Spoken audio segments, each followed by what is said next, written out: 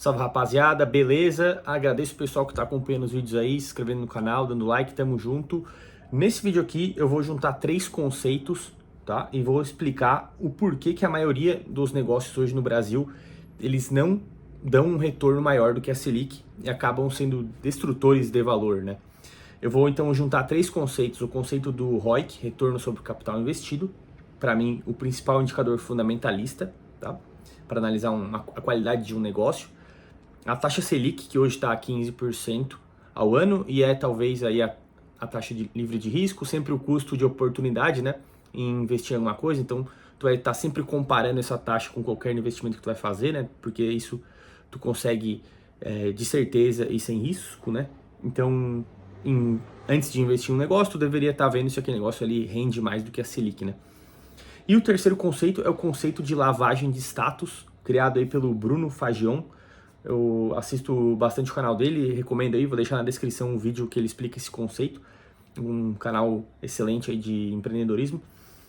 E vou juntar esses 3 conceitos e vou mostrar que, assim, na minha visão, na visão de outras pessoas aí também que eu já conversei, assim, vários negócios, não sei se dizer se a maioria, mas vários negócios na economia, hoje, eles estão estrangulados e eles não geram valor, né? Seria muito melhor deixar o capital lá na taxa Selic, né?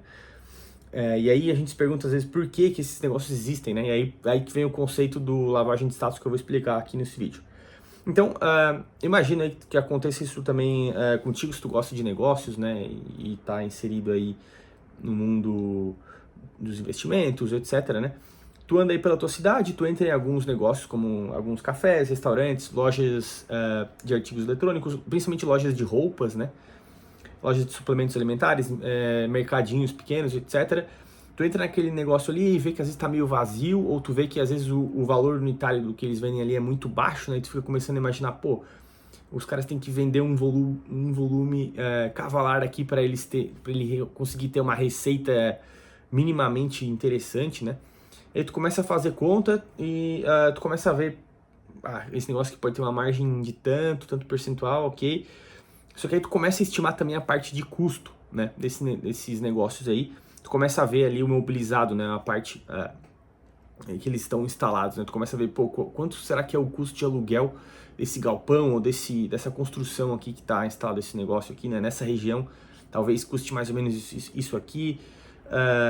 Tu começa a ver o custo de pessoal ali, né? Aquelas pessoas que estão trabalhando ali, tu começa a estimar, se eles são CLT, eles vão custar tanto para o empregador. E aí tu começa a juntar tudo isso, tu começa a tentar fazer uma estimativa com o que tu estimou de receita ali que aquele cara consegue talvez fazer no mês, e quanto ele tem de custo. Tu começa a ver que em vários negócios da economia a conta não fecha, né?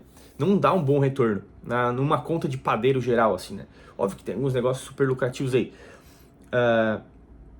Mas aí que vem os 3 conceitos ali que eu mencionei no começo do vídeo, né? O retorno sobre o capital investido primeiro, tá? Porque se a gente for analisar esse principal indicador financeiro do mundo dos investimentos para mim, né? Que é o retorno sobre o capital investido, que é o indicador que realmente vai medir o quanto de retorno que todo o capital que está empregado naquele negócio ali traz, tá? Então ele vai pegar todo o ativo ali, né? Tudo que tem de ativo ali naquele negócio ali, seja a estrutura de computadores, seja as mesas, as cadeiras, os cabos, tudo que está inserido ali, tá? Quanto que aquilo ali gera de lucro operacional, tá? E aí, obviamente, a conta, na verdade, é lucro operacional depois dos impostos, depois do imposto de renda, né? Dividido pelo ativo. Só que do ativo tu tem que tirar a conta fornecedores e caixa, porque o caixa tu não vai contar, porque ele não tá num negócio ali empregado, né?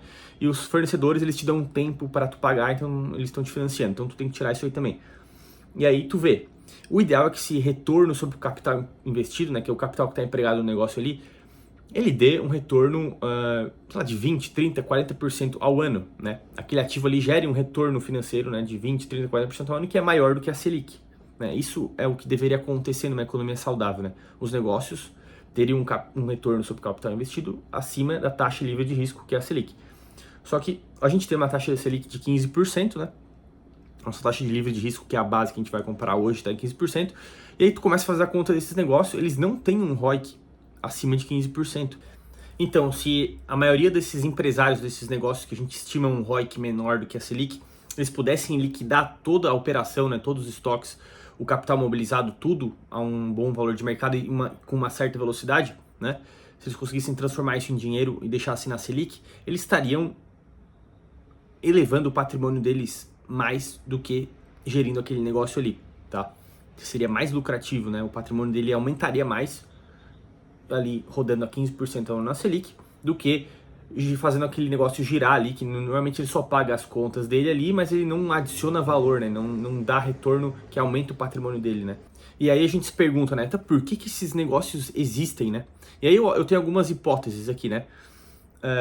A primeira é que eu acho que é talvez uma das mais comuns, é que realmente a maioria dos empresários que tem alguns negócios, ou eles herdaram um negócio de alguma forma, ou eles gostam de tocar aquele negócio ali, mas eles não sabem fazer essas contas de retorno sobre o capital investido. Eles não têm educação financeira para fazer a conta de que aquele ativo, tudo que ele tem de ativo ali, quanto que gera, né? Às vezes ele consegue fazer a DRE ou ter uma ideia de quanto que sobra no final do lucro, só que ele não sabe que todo aquele patrimônio que ele tem empregado ali, ele estaria ganhando mais na Selic, tá?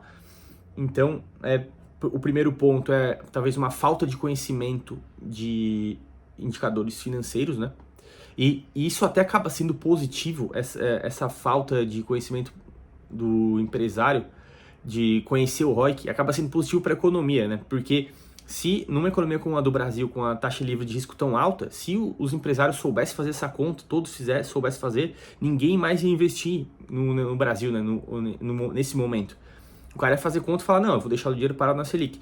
Só que a maioria deles nem fazem conta, sai comprando as coisas, montando o negócio, né? Vai entrando alguma coisa ali na última linha, às vezes, ou dá prejuízo, né?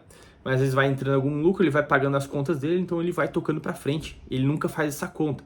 Mas isso acaba rodando, girando a roda da economia, né? Ele compra matéria-prima de outro cara e que tem que comprar matéria-prima de outro cara e aí vai rodando a economia, né? Isso acaba sendo positivo, né? Essa falta de conhecimento de indicadores financeiros. E o segundo fator, acredito que é esse conceito da lavagem de status, que o Bruno Fajão aí, que eu falei, criou, né? Que eu vejo muito, é muito comum isso aí. Eu vejo, talvez, não é a maioria dos negócios, né? Mas eu vejo que é um negócio bem comum aí, tá? Principalmente em cidades médias a pequenas aí, acontece bastante.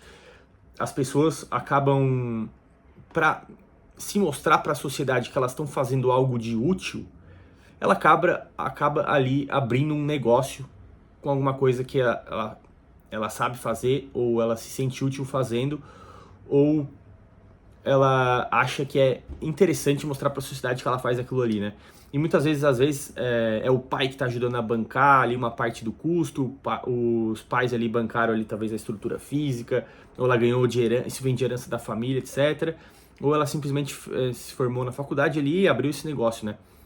Mas ainda bem que existe esse conceito aí de lavagem de status, porque se não houvesse essa necessidade das pessoas provarem para a sociedade que elas são úteis em alguma coisa, né? E a galera soubesse fazer conta de ROIC, ninguém ia abrir negócio no Brasil, né? Porque a carga tributária é alta, ineficiência, etc. Então, ainda bem que existe isso aí para fazer a roda continuar girando e ter a economia que a gente tem hoje, né? Então, eu colocaria essas duas principais razões aí, né? Que é a falta do conhecimento do indicador financeiro chamado ROIC, né? Muitos empresários, investidores aí não têm conhecimento, não sabem fazer essa conta, logo eles vão tocando para frente os negócios e às vezes o negócio não gera valor, mas ele vai tocando para frente. E o segundo é essa lavagem de status, que as pessoas não estão tão preocupadas ali com o retorno financeiro, né? Às vezes não sei, a mulher o cara lá o marido tem um bom emprego lá, ganha sei lá quantos R$ 1.000 por mês, só que a mulher fica em casa, só que ela tem que ter alguma coisa para fazer, para mostrar para a sociedade que ela é útil, então ela abre lá uma loja de roupa que dá R$ 10.000 de prejuízo por mês, né? Grande piada dos americanos de quem é rico é isso aí. Então, ela tá contente lá porque ela tem alguma coisa para fazer, né? Ela mostra para a sociedade que ela tá fazendo um negócio interessante, só que não dá lucro, ou às vezes dá um lucro muito pequeno, e ela não faz essa conta do ROIC e segue o jogo. Só que isso acaba sendo bom, né? Porque isso vai gerando economia, porque ela tem que comprar a matéria-prima de alguém, ela tem que investir em marketing, etc. Isso vai rodando a economia de uma certa forma, né? Então a conclusão do vídeo é isso aí, né, pessoal? A falta do conhecimento do ROIC acaba sendo positivo para a economia, num país como o Brasil, né? E também esse conceito da lavagem de status, né? Ainda bem que a gente tem essa necessidade das pessoas terem que se mostrar úteis para a sociedade, né? Tem que ter um negócio ali para mostrar que ela tem alguma coisa, que ela faz alguma coisa da vida, né? Isso acaba também, de certa forma, rodando a economia, ajudando a ter um motorzinho extra ali que tá rodando a economia. Porque se não tivesse essas duas coisas, ninguém ia abrir nada no Brasil, né? Não ia ter negócio, cara. Porque a gente tem uma taxa livre de risco de 15% ao ano. Se tu deixar o teu capital parado, tu ganha 15% ao ano, cara.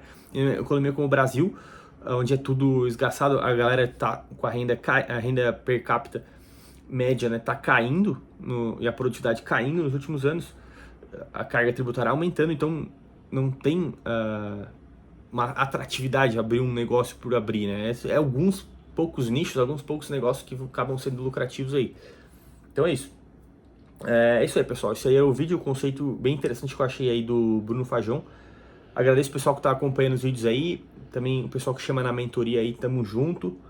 E vou deixar na descrição aí os nossos dois produtos, a carteira Melhores Fundos, que tem dado 200% CDI aí para quem quer investir nos melhores fundos de investimento do Brasil. E também para quem investe por conta própria em ações, vou deixar aí a planilha de valuation, mais o guia de valuation aí, produtos bem acessíveis aí para vocês aí. Valeu, abraço, tamo junto.